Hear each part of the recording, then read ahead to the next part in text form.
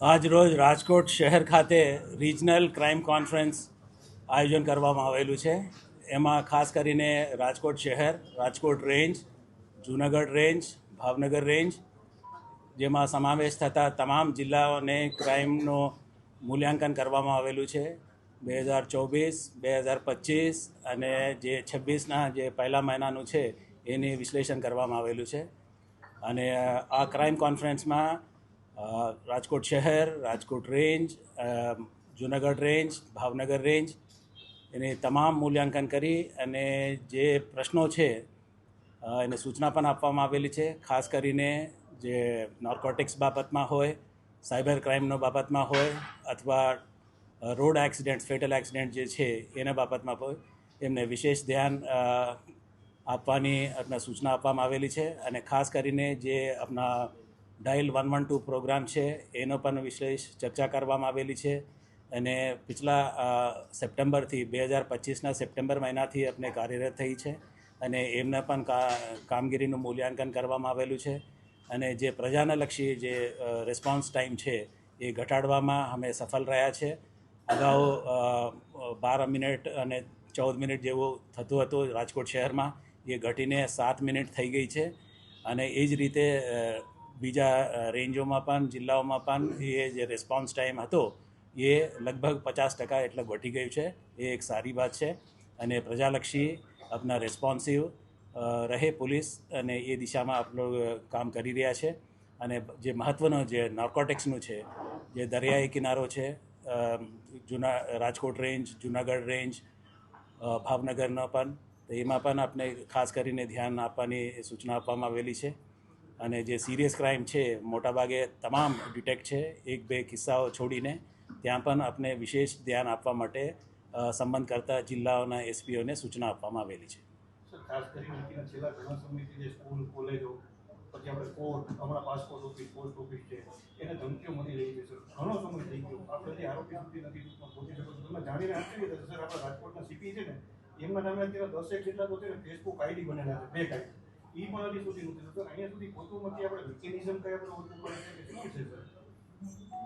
એક સંવેદનશીલ બાત છે એ જે આપ કહો છો એ હું અવગત છું કે ખાસ કરીને જે હોક્સ કાલ આવે છે સ્કૂલો ઉપર, કોર્ટના ઉપર અને સરકારી કચેરીઓ ઉપર, અને આપને જે કહ્યું છે કે ફેક આઈડી બનાવવાની, એના બાબતમાં પણ અમને વિસ્તૃત ચર્ચા થઈ છે કે એમાં જે રીતે જે ફોરેન બેઝડ VPN યુઝ કરીને આપણા ઈમેલ્સ મોકલતા હોય છે અને ફેક કોલ્સ મોકલતા હોય છે, તો એને પણ અમે તપાસ કરી રહ્યા છે. અમે સોર્સ સુધી પહોંચી ગયું છે, પણ સોર્સ અમુક સમયે દેશની બહારનું પણ હોય, તો એ દિશામાં પણ અમારી સેન્ટર ઓફ એક્સલન્સ અને જે હાઈએસ્ટ લેવલના જે ક્રાઇમ બ્રાન્ચના જે ટીમો છે એ કાર્યરત છે. અમે જે રીતે અમને સફળતા મળશે એ આગળના દિવસોમાં એમને ખ્યાલ આપો. સાયબર ક્રાઇમમાં જે અત્યારે ફ્રોડ થાય છે, અમાઉન્ટ સર જેટલી જાય છે, આરોપીઓ પકડાઈ જાય છે. જેમ કે હમણાં 1500 કરોડનું રાજકોટ આપણે જિલ્લાએ પકડ્યું, પછી આપણે સિટીએ પણ એટલું ટૂંકમાં થયું છે ડિટેક્શન. સર રિકવરી રેટ ઘણો ઓછો હોય છે, એનું શું કારણ છે? કારણ કે જ્યારે પણ આપણે પૂછીએ ત્યારે એમ કે કંબોડિયા કનેક્શન નીકળે છે, વાનું કનેક્શન નીકળે છે સર, તો રિકવરી જે એ બહુ ઓછી પ્રમાણમાં છે.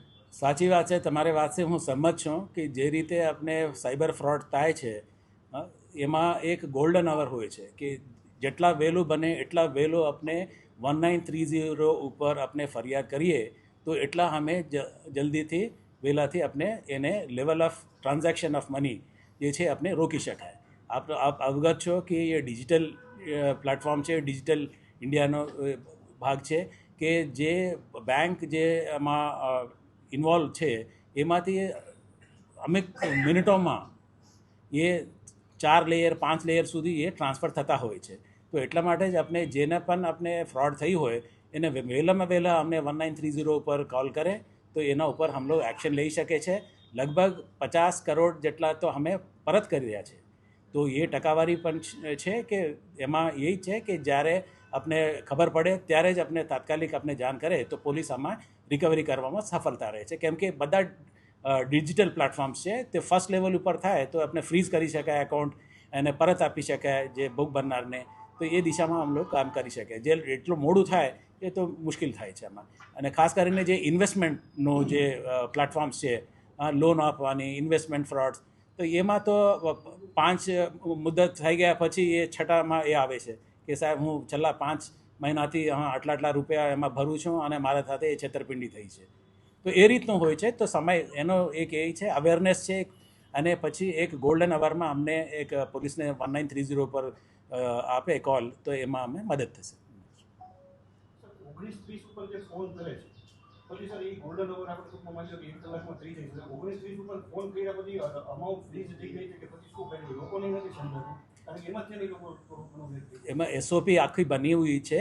અને આપ સાયબર પોલીસ સ્ટેશન જે કાર્યરત છે જિલ્લાઓમાં અને શહેરમાં પણ, એ લોકોને સંપર્ક કરશો તો આખું એસઓપી આપને સમજાવશે, બતાવશે. અને એ આપની માધ્યમથી તમારા લોકોને પણ આપણે અવગત કરવા માગું છું અને એડ્યુકેટ અવેરનેસ કરવા માગું છું કે જે એસઓપીને આપણે પાલન કરીએ તો અમે મોટા ભાગે એમાં સફળતા મળી શકે છે.